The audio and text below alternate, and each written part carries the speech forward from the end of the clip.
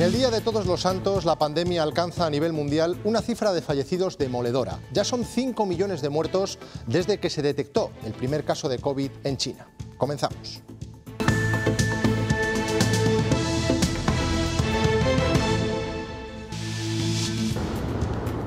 Es una de las imágenes del día, nos llega desde La Palma.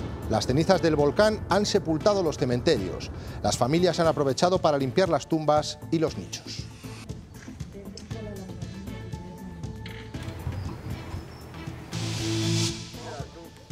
En Castilla y León los cementerios sí que han recuperado la normalidad previa al coronavirus, lejos de las restricciones de hace un año, de los toques de queda, de los cierres perimetrales y de los aforos limitados. La tradicional visita al Campo Santo del 1 de noviembre ha vuelto a ser como siempre. Buenas noches, el puente se acaba y a esta hora son muchos los que regresan a casa por carretera. La DGT esperaba para estos 3 días unos 800.000 desplazamientos en la comunidad. Nos vamos en directo a una de las zonas más transitadas en Burgos. Verónica González, ¿cómo está la situación? Pues sí, ahora en estos momentos las principales carreteras de la comunidad, el tráfico es fluido, pero aquí donde nos encontramos, en la AP1, hay retenciones de 8 kilómetros hasta a la altura de la localidad burgalesa de Monasterio de Rodilla.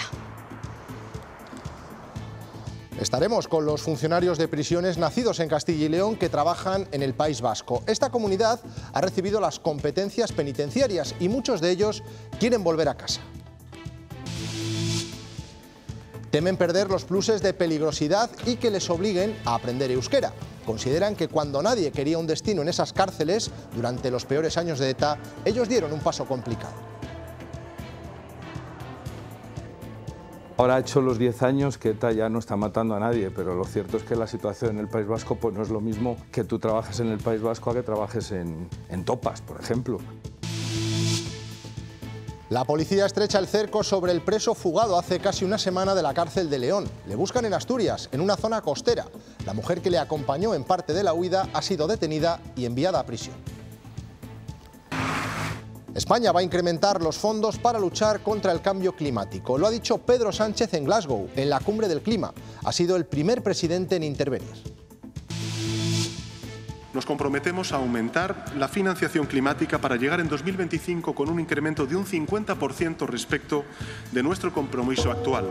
Nuestro objetivo es alcanzar los 1.350 millones de euros anuales a partir de 2025. Crecen los monumentos de Castilla y León que se incorporan a la lista roja de patrimonio. Hay 356. 2 de los últimos que han entrado son bienes de interés cultural. El Castillo de la Mota del Marqués en Valladolid es la segunda vez que aparece. La torre del homenaje de planta circular es una de las pocas que todavía quedan en pie.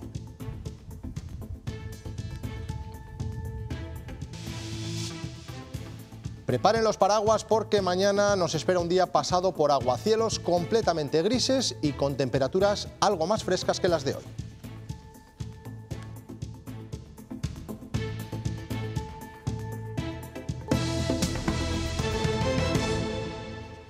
A las 12 de la noche finaliza la operación regreso del Puente de Todos los Santos. La DGT estimaba que durante estos 3 días pasarán por nuestras carreteras cerca de 800.000 vehículos. Volvemos en directo a Burgos para conocer la última hora. Verónica, cuéntanos.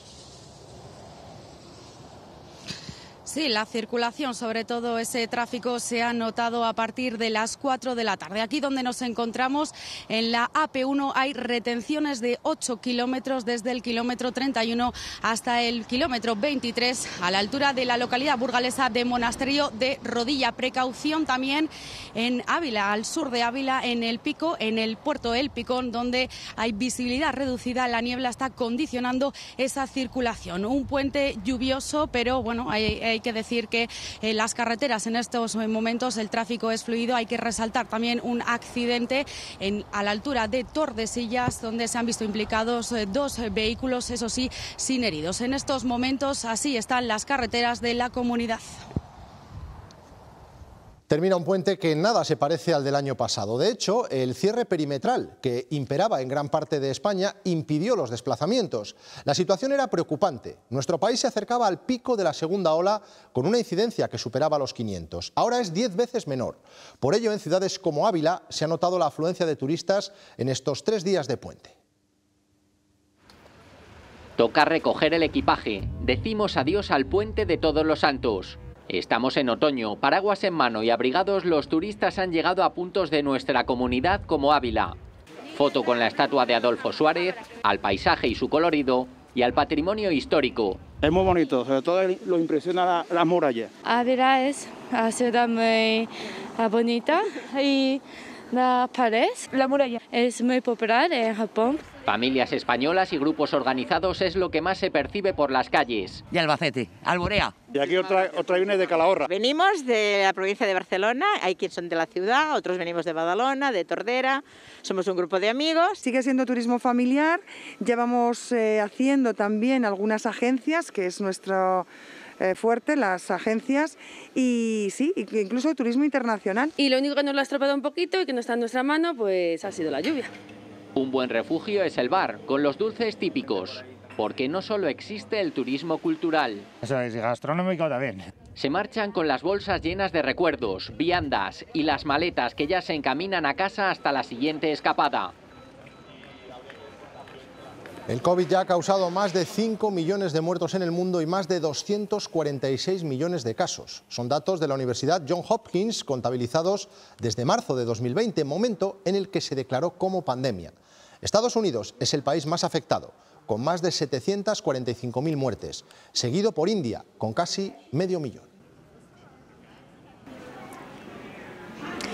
España fue uno de los países que se vio afectado especialmente en los primeros meses de pandemia y Castilla y León no fue una excepción. De hecho, es la tercera comunidad en número de fallecidos. Está por encima de los 10.000 muertos. Las campañas de vacunación han permitido reducir drásticamente ese número, aunque sigue aumentando en zonas del mundo donde la campaña de inmunización todavía tiene niveles muy bajos. Miles de personas han pasado hoy por los cementerios de Castilla y León para visitar a familiares y amigos que ya no están.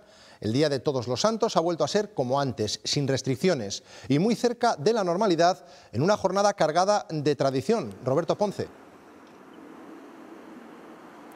El cementerio de Ávila ya ha cerrado sus puertas como todos los de Castilla y León a estas horas. Cae la noche y con ello se despide un día en el que se ha retomado la tradición de traer flores de manera multitudinaria al Camposanto, rezar ante las sepulturas y recordar a aquellos que no están. También lo han podido hacer los que han viajado desde otras comunidades, algo que, por ejemplo, no se podía llevar a cabo el año pasado por las restricciones respecto al coronavirus. Eso sí, la mascarilla nos recuerda que seguimos en pandemia en esta jornada de añoranza.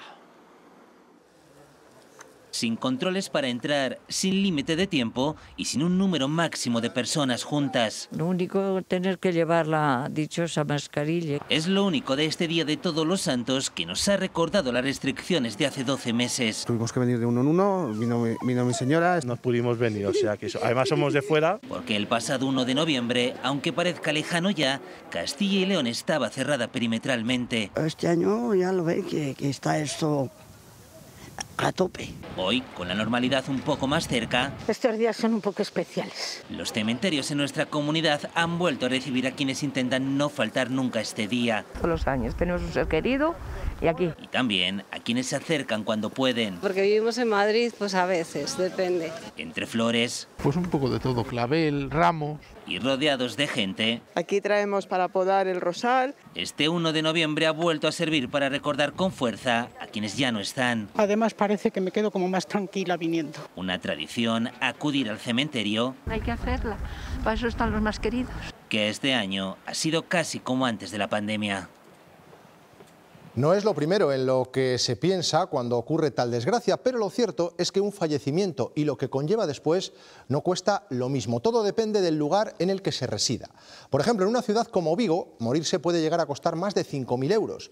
En cambio, en Zaragoza no llega a 2.500. Salamanca es la provincia de Castilla y León donde estos gastos son más bajos. Lidia Bartolomé. Un entierro aquí en Salamanca cuesta de media 3.271 euros. Se trata de uno de los precios más baratos de nuestro país, y es que las tarifas funerarias varían mucho según el municipio. Por ejemplo, si comparamos dos ciudades de nuestra comunidad, vemos que un entierro en Valladolid es 1.300 euros más caro que aquí en Salamanca. El féretro, el tanatorio y el cementerio son los conceptos con mayor peso dentro de la factura, y por cierto apenas hay diferencia ya entre una inhumación y una incineración. Más españoles optan por la opción de incineración y por tanto, bueno, pues hay más oferta y más demanda, y es un servicio más demandado, y la opción de enterrarse es menos demandada, con lo cual puede ser que por eso más o menos concluyan o se acerquen los diferentes precios. Las administraciones son las que tienen que llevar el peso de la localización y exhumación de las fosas comunes del franquismo y de la guerra civil. Lo ha dicho hoy el secretario regional de los socialistas en Burgos, en Puente de la Pedraja, en el homenaje a las víctimas. Considera que en muchos casos se deja gran parte de esa responsabilidad en las familias. Esta es una duda que tiene la sociedad española. Por supuesto, yo creo que deben ser las instituciones las que, como poco a poco van haciendo, afortunadamente, y espero que con la aprobación de la nueva ley de memoria democrática con más intensidad, deben ser las instituciones las que se comprometan en la identificación, la localización de las fosas. La torre del homenaje es lo único que queda del castillo medieval de Mota del Marqués, en Valladolid. Ha entrado en la lista roja del patrimonio por riesgo de derrumbe. Cada semana, Castilla y León suma monumentos a esa lista roja del patrimonio cultural, es decir, la que recoge a aquellos que están sometidos a riesgo de desaparición. Hay 356 bienes en ese riesgo. En estos últimos días han entrado 3, y 2 de ellos, además, son bienes de interés cultural. Estos que ven que se encuentran en ruinas. Otro caso es el castillo de Mota del Marqués, en Valladolid, que regresa a esta lista después de 10 años. Desde él se divisa todo el pueblo. En días claros se ve hasta la Sierra de Gredos. La costumbre en Mota del Marqués, Valladolid, es subir al castillo. Yo antes, cuando veníamos de verano, pues subíamos todos los días a merendar, pero ya la última día que estuve, la cúpula central hay una piedra que le queda esto. El día que se caiga esa piedra, yo creo que se cae la cúpula entera. Ese deterioro visible en las grietas ha hecho que la torre del homenaje, lo único que se conserva de la fortaleza medieval, entre por segunda vez en la lista roja del patrimonio. Lo hizo ya en 2007. Obras posteriores de la Junta mejoraron la situación, pero no han sido suficientes. Que los apeos que pusieron fue como una especie de parche. El castillo es singular. Perteneció a la orden teutónica creada por cruzados alemanes. Se construyó en tiempos de Alfonso X el Sabio, y su torre del homenaje es de las pocas con planta circular. Una familia de la zona es la propietaria, pero esto puede cambiar. Se está poniendo todo el empeño en hacer que la titularidad del castillo deje de ser privada para ser municipal o ser pública, para que se pueda intervenir. Es decir, hay voluntad por parte de todas las partes. Que Patrimonio se encargue de su conservación es el objetivo. De momento, el riesgo de derrumbe está ahí y el deterioro se acrecienta día a día. El tiempo pasa para todos, también para los monumentos que necesitan su propio tratamiento de belleza para recuperar su esplendor y no venirse abajo. Es el caso de la iglesia parroquial de Villacé del siglo XVII, un edificio declarado bien de interés cultural en el 2008 que está en riesgo de desaparecer si no se actúa para su restauración. Pero yo no sé por qué no hacen algo, porque es una pena, porque tiene mucho valor. Desde hace unos días, este templo parroquial ya forma parte de la lista roja del patrimonio cultural de nuestro país por su mal estado de conservación. Hemos tenido que llegar a este punto para que la gente se empiece a fijar en ella. En el interior pues está abandonado, totalmente abandonado. Es bien de interés cultural y entonces pues estamos esperando a que la Junta efectivamente pues, en fin, ponga interés en este monumento. Del techo y de las paredes se desprenden fragmentos. Toda la nave se puede ver que tiene una grieta de punta a punta, empezando desde el coro hasta el propio altar, y por todas las columnas, todos los arcos siempre aparece alguna grieta. Grietas, humedades y goteras que ponen en peligro sus elementos artísticos. Está en un estado bastante destrozado. Tenemos alguna figura que, por ejemplo, el brazo partido por completo, falta policromías, los ojos. El altar mayor lo podéis ver que está bastante bien, aceptable, pero la vidriera, por ejemplo, está rota. Los vecinos de Villacé esperan que esta catalogación sirva para que el Ministerio de Cultura empiece las labores de reconstrucción y no se pierdan tantos siglos de historia y de arte. El traspaso de competencias sobre prisiones del Estado al País Vasco está generando inquietud entre los funcionarios.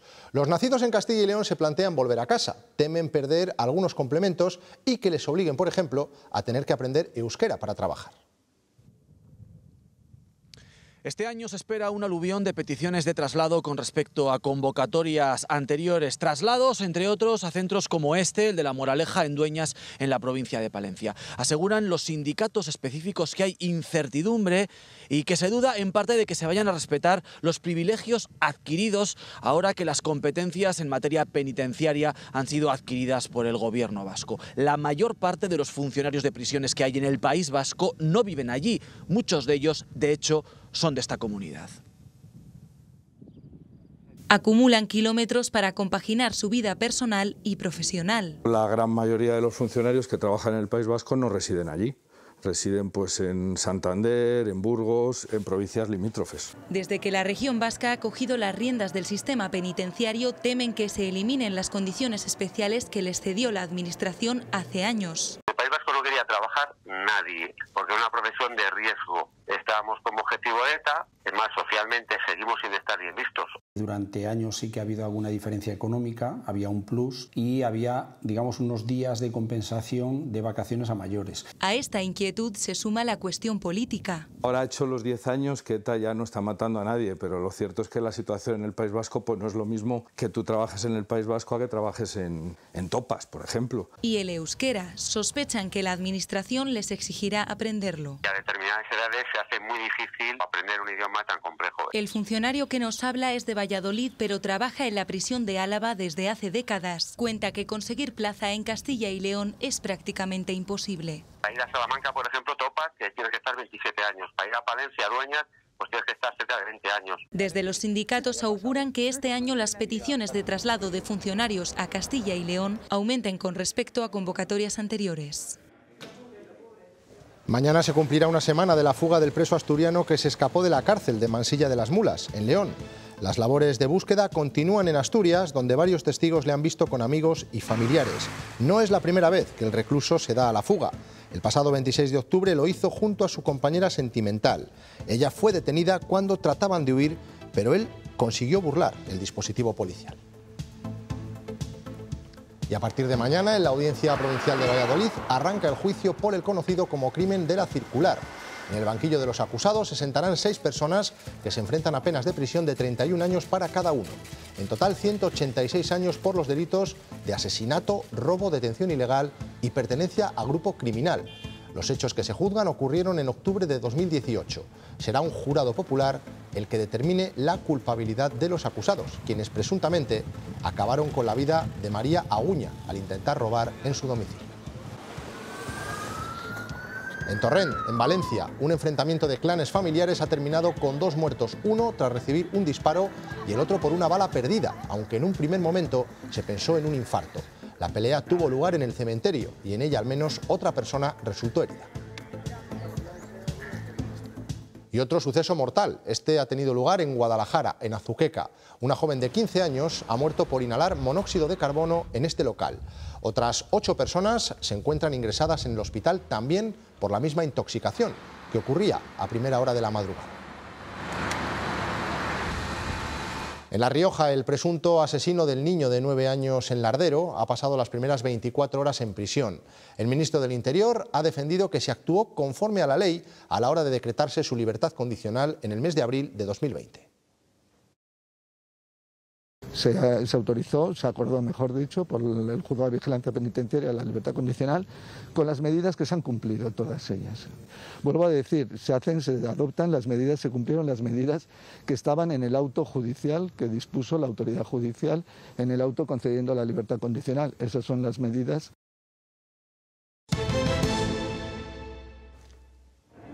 España aumentará el dinero que dedica a luchar contra el cambio climático. Así lo ha anunciado el presidente del Gobierno esta tarde en la Cumbre del Clima, que se celebra en Glasgow, en Reino Unido. En su intervención, Pedro Sánchez ha pedido un mayor compromiso de todos los países para lograr lo que ha definido como un verdadero cambio de rumbo del planeta. Nos comprometemos a aumentar la financiación climática para llegar en 2025 con un incremento de un 50% respecto de nuestro compromiso actual. Nuestro objetivo es alcanzar los 1.350 millones de euros anuales a partir de 2025. Y fíjense bien, porque esta es una de las imágenes curiosas que nos deja esta jornada en la Cumbre del Clima. Con los ojos cerrados, aparentemente dormido, el presidente de los Estados Unidos ha seguido una de las intervenciones del día.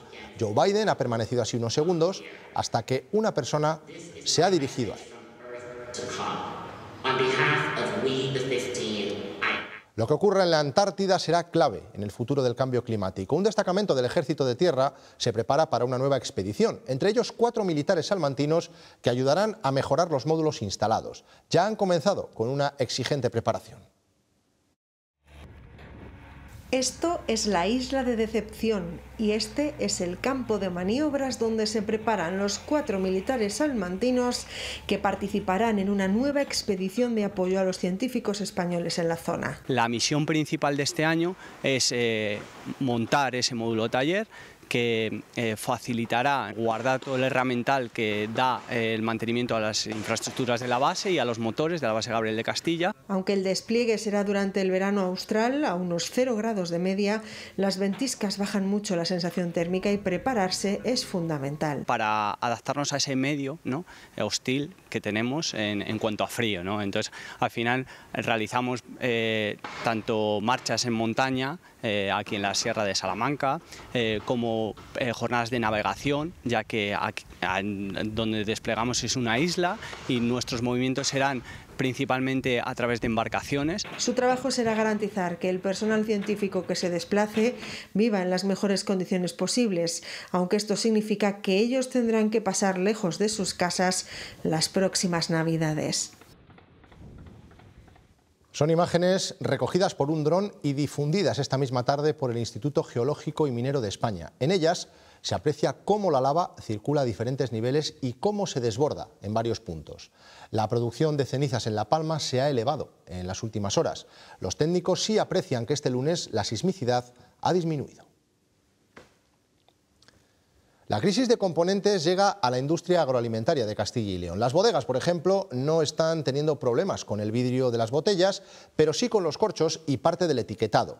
El aumento del consumo previo a las Navidades puede provocar falta de suministros.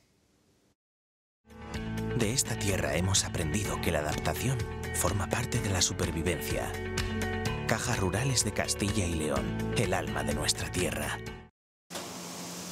La ruptura de estocaje de algunas materias primas es un problema mundial que empezó a agudizarse a finales del verano. Nos arrastra a que o subimos precios o cerramos. La buena noticia es que la falta de algunos formatos de botellas no está afectando de momento a los bodegueros burgaleses. Falta algún tipo concreto de botella que sea especial o que tenga unas características muy concretas y que, por tanto, pues a la vidriera le pueda costar un poco más de tiempo hacerlo, pero en general las botellas que usamos normalmente en la Ribera de Duero, es la bordelesa, no está habiendo problemas de suministro. Pero están en alerta. Ahora tienen que pedir suministros con mucha más antelación para no quedarse sin ellos. Nuestros proveedores están llamándonos para que les hagamos una previsión de qué es lo que vamos a consumir en los próximos meses, ¿no? Entonces, pues sobre todo hasta Navidad. Los retrasos en la cadena logística están aumentando los costes en las vísperas de 2 fechas clave para la distribución, el Black Friday y las Navidades. La Audiencia Nacional admite a trámite el recurso contra la orden del Ministerio para la Transición Ecológica y el Reto Demográfico, que prohíbe la caza del lobo en todo el territorio. Esta misma tarde, Ascel, la Asociación para la Conservación y Estudio del Lobo Ibérico, ha recordado que se han personado contra ese recurso. Denuncian además que la orden que protege al lobo por parte del Ministerio es totalmente insuficiente. Con los alojamientos hoteleros al 100% en este Puente de Todos los Santos, los visitantes que han pasado estos días por Soria han contado con un incentivo más: la campaña de tapas por Soria. La iniciativa de la Asociación de Hosteleros vuelve a poner sobre la mesa el poder de atracción de la gastronomía micológica, con 35 elaboraciones con la seta como elemento principal. Piden de todo, porque también piden cosas con salsa de hongos y así, sí, la gente lo busca. Y las tapas son muy buenas, siempre la esta de tapas es muy buena, la ruta de las tapas. Todo lo que se haga en Soria me parece estupendo. No es el primer año que la hacen y realmente es una muy buena idea para promocionar el turismo. Que venga gente de fuera a probarla, que hay mucha gente que viene exclusivamente a probarla.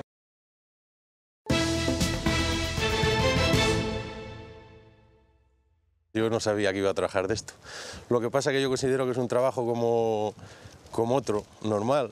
Cuando entré pues sí que me parecía todo un mundo, pero luego pues gracias a los compañeros y cogiendo experiencia fui aprendiendo las cosas y creo que desarrollamos bien el trabajo y nada más. Un trabajo como otro cualquiera. Es el testimonio de un sepulturero. Trabaja en el cementerio de Villamuriel, en Palencia. Está lejos de la imagen que muchas personas tienen por la televisión de este tipo de oficios. Miguel Ángel ya ha participado en 300 entierros. El respeto es la base sobre la que edifica su profesión. Ni todos los cementerios son oscuros y lúgubres, ni todos los enterradores como los de las películas de terror. No, no, en absoluto. Miguel Ángel lleva 21 años trabajando en el cementerio de Villamuriel, conviviendo y manteniendo un tú a tú con la muerte casi diario. Alrededor de 300, más todos los restos que hemos subido, o así aproximadamente. Quiere normalizar una profesión necesaria en la que el respeto es la principal condición. Porque cuando yo estoy trabajando hay una familia o una persona que lo está pasando mal, amigos, entonces hay que ser sobre todo hacer las cosas bien y ser muy respetuoso. Pasar sus días en este cementerio de diseño, entre nichos y lápidas, es lo habitual. Pues aquí tenemos 3 fosas preparadas, que las tengo tapadas con unos mallazos para que la gente no se caiga, por si acaso, y cuando demandan enterramiento, una inhumación en tierra directamente, pues lo terminamos de arreglar porque se ha descarnado con el tiempo y enterramos directamente. Un trabajo cada vez menos físico. Pues aquí tengo un poco todo tipo de herramientas. Que requiere de maña y experiencia en lo manual y de empatía y comprensión en lo mental. Sí que hay veces que pues toca mucho porque hay gente conocida y allegados, pero bueno, alguien lo tiene que hacer y es así. Así, tan natural como la propia muerte. En los cementerios son cada vez más comunes los panteones de personas ilustres. En el caso de Valladolid descansan los restos de Miguel Delibes, José Zorrilla o Rosa Chacel, políticos, artistas o escritores que también forman parte de rutas turísticas por los Campos Santos. En Ávila, Adolfo Suárez o Unamuno en Salamanca son otros de los ilustres enterrados en los cementerios de Castilla y León. Hoy sus lápidas también han sido visitadas. Ángel es escritor y ha creado un mapa con 30 personajes ilustres de Soria. Ya el hecho de que lo tengamos incluido en la ruta de personajes ilustres le da cierta protección y cierto control de decir, esta tumba es especial, vamos a tratar de cuidarla. Pero sin duda la más célebre y visitada es la de Leonor. Sentí tu mano en la mía, tu mano de compañera, tu voz de niña en mi oído como una campana nueva, como una campana virgen de un alba de primavera. Versos también en el epitafio del poeta zamorano Claudio Rodríguez. Y la literatura nos lleva a Salamanca. Este es el nicho de Unamuno. Y siempre quiso evitar un enterramiento en tierra y sí en nicho, le parecía más limpio. Porque no quería humedad. En este panteón de los teólogos reposa el creador del derecho de gentes, Francisco de Vitoria. Escritores, filósofos y escultores. Los restos de Victorio Macho están bajo el Cristo del Otero, su obra cumbre. Técnicamente es una proeza. Y además es una escultura que se conserva hoy, pasando los años, aparte de algún deterioro que ha habido, pasando los años se conserva espléndidamente. Castilla y León es tierra ilustrada y su historia la escribieron algunos de los que aquí descansan. 2 presidentes de la República en el exilio, Félix Gordón en León y Claudio Sánchez Albornoz en la Catedral de Ávila. Allí también lo hace otro presidente, Adolfo Suárez. Los personajes más relevantes de la historia de Ávila no están enterrados aquí, sino que se suelen enterrar directamente en los templos. Y si pasean por el Camposanto de Burgos podrán reencontrarse con el eterno amigo Félix. El interés por Miguel de Unamuno no está solo en el cementerio. Continuamente salen a la luz nuevos documentos que aclaran episodios de su vida. En el Colegio Fonseca, una exposición recorre su trayectoria política, con especial parada en su choque con Millán Astray. Todo lo que ocurrió aquel día se ha magnificado. ¡Venceréis, pero no convenceréis! Pero aquí está el testimonio manuscrito del catedrático serrano, presente el 12 de octubre de 1936 allí, y dice que Unamuno habló poco, pero lo que dijo incendió a los presentes. Reconstituirlo todo es imposible, pero habló muy poco. Millán Astray ha amenazado de muerte a los catedráticos y al día siguiente la prensa de Salamanca censura a Millán Astray. Son algunos de los documentos 900 que se reúnen en esta exposición llena de hallazgos. Antes de enfrentarse a Millán Astray, Unamuno se había adherido al golpe militar y lo había sufragado con una fortuna para la época, 5.000 pesetas, ¿o no? Es pura propaganda. Creemos sinceramente que no pudo abonar 5.000 pesetas. Y antes su enfrentamiento a Alfonso XIII y a la dictadura de Primo de Rivera y su destierro. Y no, Unamuno no fue nunca un dócil exiliado. Se presenta como un anciano inofensivo, pero en realidad es un conspirador, de la mañana a la noche. Tanto es así que hubo un plan de Primo de Rivera para asesinarlo en París. Es una historia siempre apasionante que nunca deja de sorprender y que llena de contenido estas paredes. Pues así nos vamos, se quedan con los deportes, con Javier Mardones. Pasen una feliz noche. Adiós.